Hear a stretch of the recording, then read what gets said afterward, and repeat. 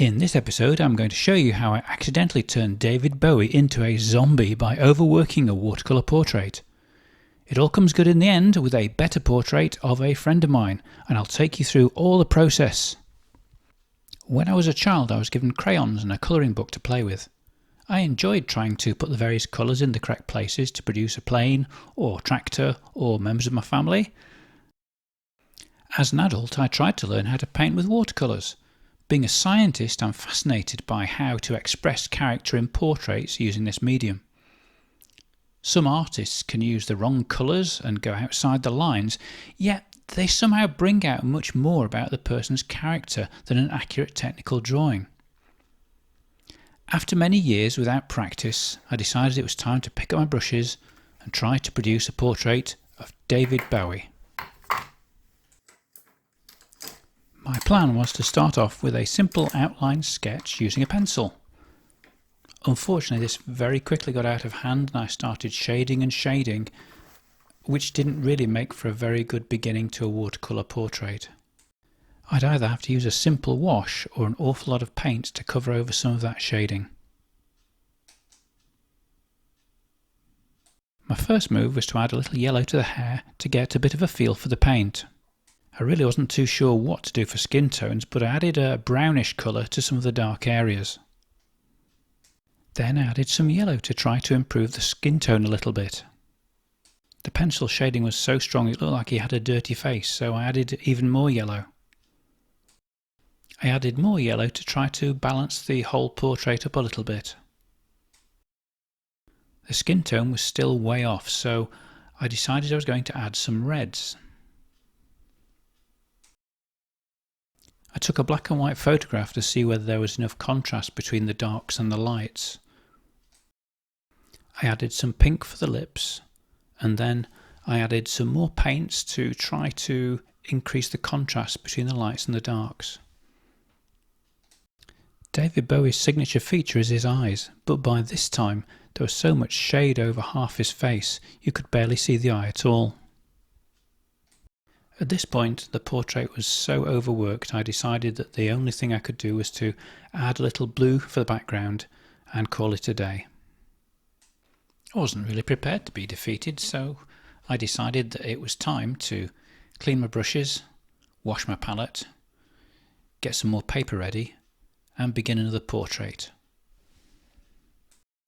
I would learn from my mistakes and do better next time. This is a picture of my friend Gary. He's got a very interesting face. It's got lots and lots of character about it, and I decided I was going to do a portrait of Gary. This time I made sure that I started off with a simple outline with no shading. I got my bearings with a light wash over the face and then added grey and blue to start off the suit and the shirt. I've got almost no experience of painting clothing and trying to show the folds.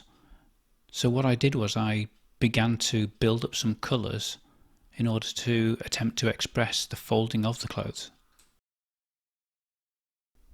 I found what seemed to be the right colour for the tie, added a little bit of a wash there, and then used some yellow ochre to begin to apply to the face to darken some of the features. I mixed some violet with the lilac colour of the tie and then used that to put in some of the shading. I took some ruby red and began to add that to the face and put it on top of the yellow ochre that was there already.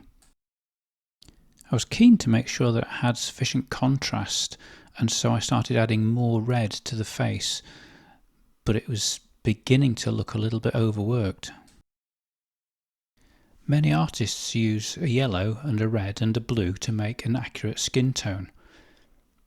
I'd used yellow, ochre and a red, and so I added some blue in the hope that those three colours on top of each other would give a decent tone.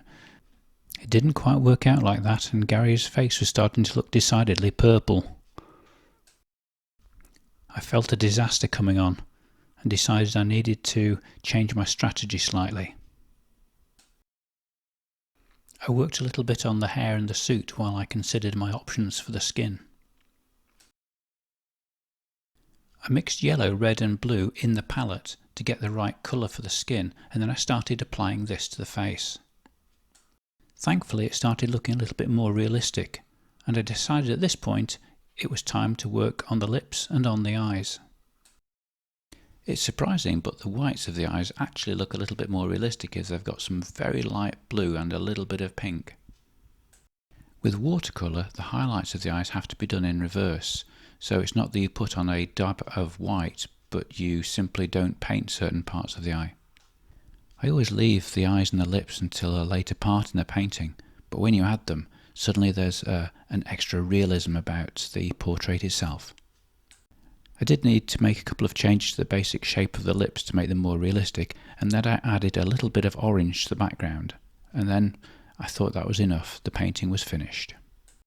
If you enjoyed this video, please press like. You may even want to subscribe. I will be doing some more videos on watercolour painting in the future.